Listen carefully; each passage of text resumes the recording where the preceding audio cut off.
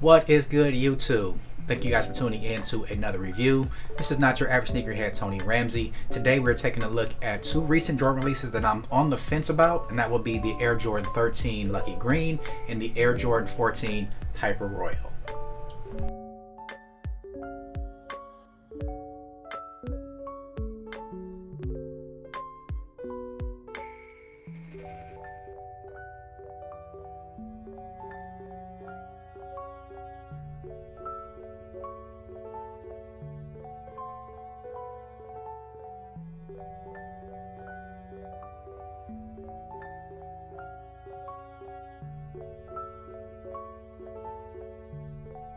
Before we jump into the reviews, if this is your first time watching one of my videos, thank you guys for tuning in. Again, we'll be doing a giveaway once the channel hits 500 subscribers, and another giveaway once we hit 1,000 subscribers. We're really close to that 500 subscriber mark, and all you have to do to be eligible for the giveaway, make sure that you, one, subscribe to the channel, two, leave a comment on that video when it comes up, and that'll get you guys entered. So the more you guys subscribe, the quicker we get to those giveaways, and the more I get back to you guys. And thank you guys again for joining the Not Your Average Sneaker family. Look forward to bringing you guys more content, more giveaways in the future. With all that out of the way, let's go ahead and get a look at these sneakers.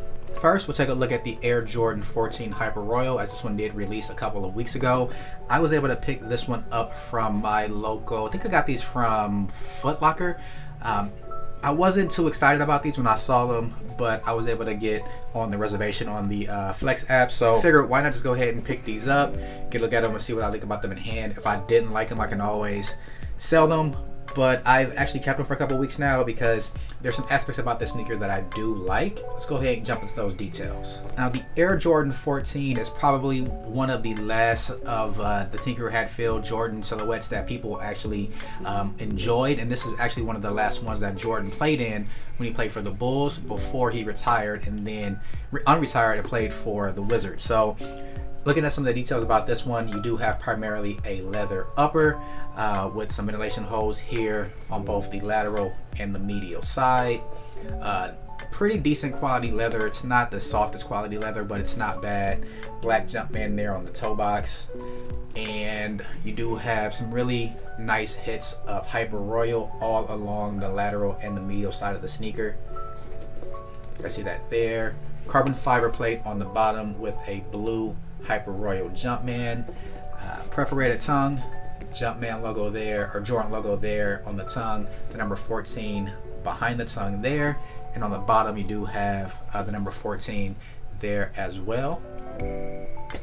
And this sneaker was mainly designed after a Ferrari, which is why you do have some callbacks to sports cars. You do have the Jumpman logo there. The emblem is in the shape of a Ferrari logo.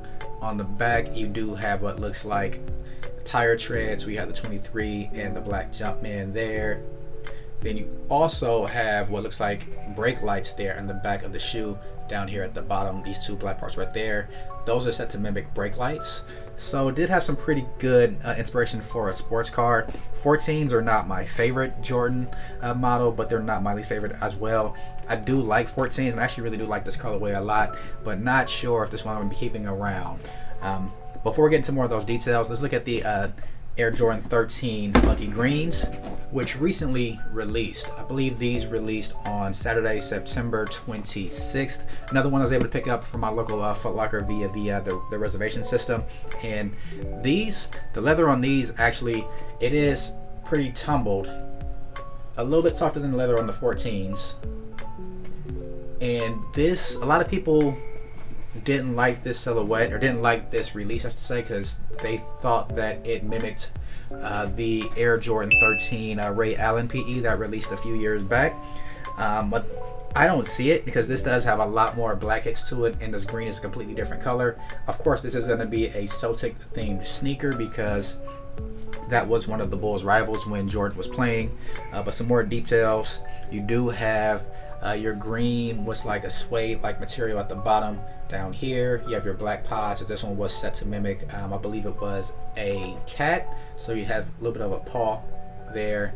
You do have a green holographic logo on the bottom. You also do have this holographic cat eye logo there on the lateral side, and you do have a black sock liner on this one.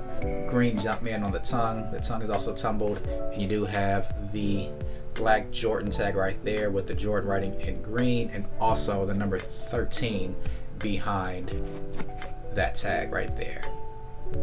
So some pretty interesting, pretty dope details. Another dope detail about this one, it actually has a reflective piping around these side panels, and that's something that's really different on these, and that's something about these that I actually really do like. You also do have some really thin round laces on 13s, and 13s probably are one of my more preferred sneaker silhouette, or Jordan silhouette I should say.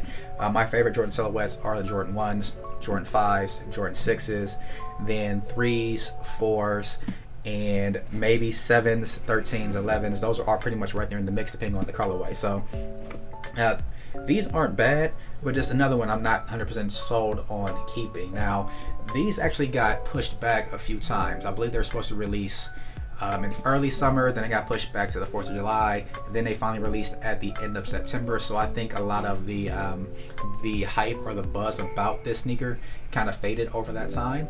But I was never really super excited about this one. I do like Jordan 13s, but this colorway to me just didn't have a whole lot going on to it. Wasn't an OG colorway, so it was just one of those that if I got it, I got it, and if I didn't get these via the reservation, I probably wouldn't even have picked these up. I'd have let these go ahead and go, and I would not have paid resale for a sneaker like this. So let's take a look at both sneakers. If I had to choose which one of these I would probably keep in my collection, I'm leaning more towards the Hyper Royals because blue is my favorite color. I don't have too many 14s in my collection, and something about this one I think is going to be just a classic shoe that goes under the radar for quite some time and ends up being more preferred down the line. Whereas this one, I think they made a ton of pairs of these, and I also don't think this one has enough of a pop to it to give this one more of a staying appeal or to increase the value of the sneaker over time. I might even end up keeping both of them at the end of the day, who knows, but if I had to pick one of them to keep, I would probably keep the Hyper Royal 14s over the Lucky Green 13s.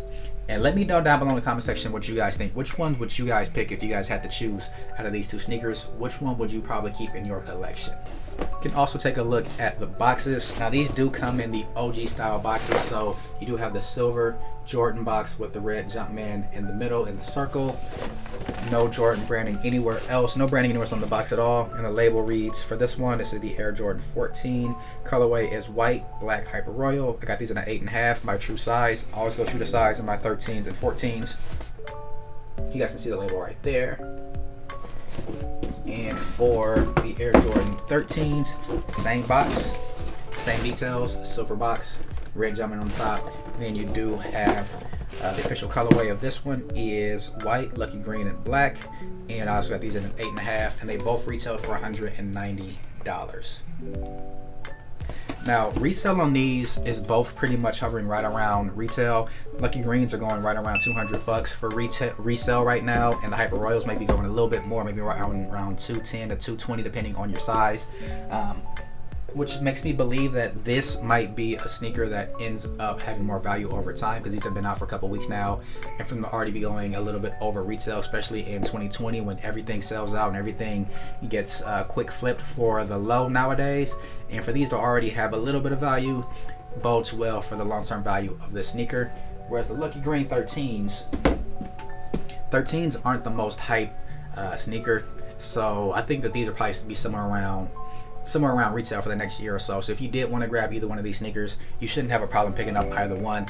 They'll both be pretty easy to attain. They also might have some restocks on these in the coming weeks, so you never know with Jordan Brand nowadays. Another dope detail that I might have missed on the Jordan 14s is on the ends of the aglets. They are metal, so they're silver, and they do have Jumpman logos on both of the aglets. So that is a pretty dope detail. So overall, I actually think that these are actually pretty nice. I think they're both pretty nice, but if I have to choose one, I'm going with this one 9 times out of 10. But that's enough talk. Let's go ahead and get both of these out the box, laced up, get them on foot, and show you guys how both of these sneakers look.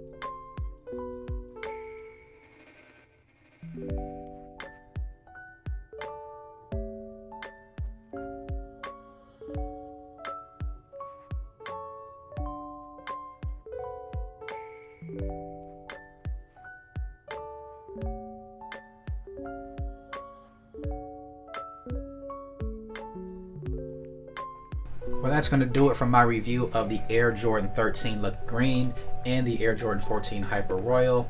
Let me know down in the comment section what you guys think about both of these releases. Which one would you have picked if you only had to pick one of them? And which one of these did you pick up if you did pick up either one? And also, what's your favorite Jordan silhouette? Leave that down in the comment section down below. I typically respond to every comment that I get, so if you guys leave a comment, I'll typically respond back to you. You can chop it up down in the comment section. Also, don't forget to subscribe to the channel. We will be doing a giveaway at 500 subscribers. We're less than 90 subscribers away from 500 and 1,000 subscribers. And at that time, we'll do another giveaway. So please make sure to subscribe to the channel. Keep an eye out for more content coming soon. And also, thank you guys again for watching. This has been Not Your Average Sneakerhead, Tony Ramsey. I look forward to seeing you guys on my next review. Peace.